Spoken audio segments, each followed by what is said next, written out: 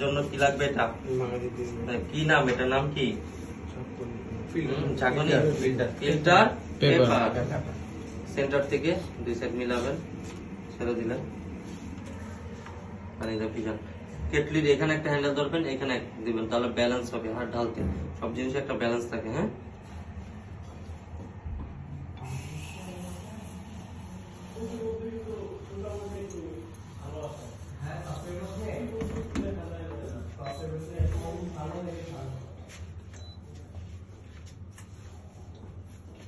কি করলাম? ফিল্টার পেপারটা ক্লিন করলাম, কালেক্টর জার ইন করলাম।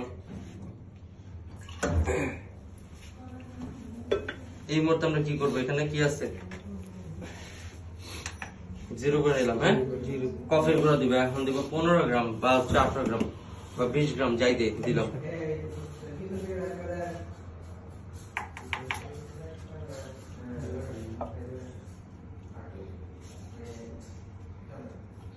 হয়ে গেছে 19 হয়েছে। কত গ্রাম আছে? 20 গ্রাম। এটা গ্যাস লাইক হচ্ছে, এই যে সমান করে নিলাম, রাখলাম। 20 গ্রামের জন্য কত গ্রাম পানি এটা হবে? 300। আমরা তো সবাই জানি হটের ক্ষেত্রে, কোল্ডের ক্ষেত্রে কি করবেন? কোল্ডের ক্ষেত্রে অর্ধেক গরম পানি আর অর্ধেক হচ্ছে আইস হবে। এই হচ্ছে তফাৎটা। আরেকটু তফাৎ আছে, বলে দিচ্ছি।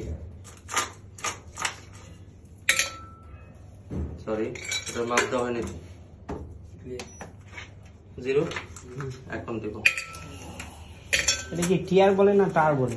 টার বলে, টিয়ার বলে, স্পেলিং প্রনাউন্সিয়েশন এক এক রকম হয়। মানে ছোট দিয়ে টার বলতেছে, এই জন্য কনফিউশন।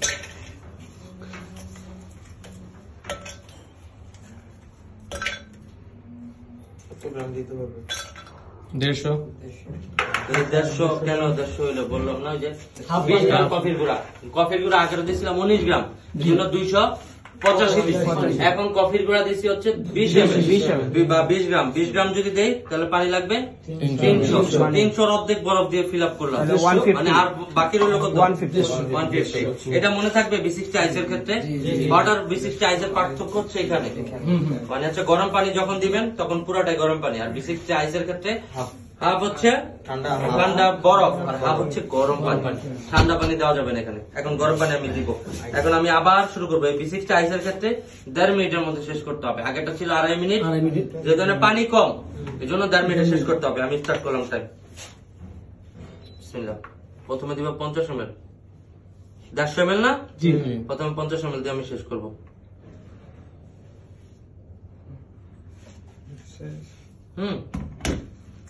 প্রথমে 50 ml দিব, পানি ড্রিপ হতে থাকবে। 15 সেকেন্ডে ঢালছি। এটাকে যত ডিভাইড করব তত টেস্ট বাড়বে। টেস্টের বিষয়টা হচ্ছে আপনার 3 ভাবে ঢাললে ফ্লেভারটা ফুল ভাবে নামতে পারে, আর একবার দিলে খালি গরম পানি যাইতে যাইতে ফ্লেভারটা পড়তে থাকে, কারণ 90 ডিগ্রি গরম পানি না।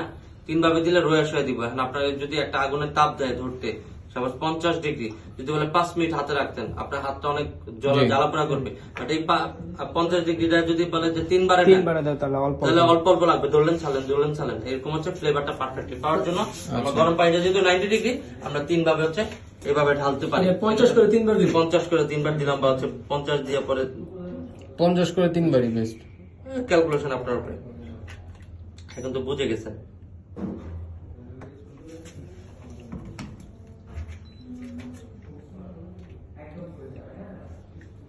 সময় 1.5 মিনিট, সময় 1.5 থেকে 2 মিনিট। কোল্ডের ক্ষেত্রে, কারণ পানি কম তো। পানি কম হইলে আপনাকে তাড়াতাড়ি শেষ করে নিতে হবে।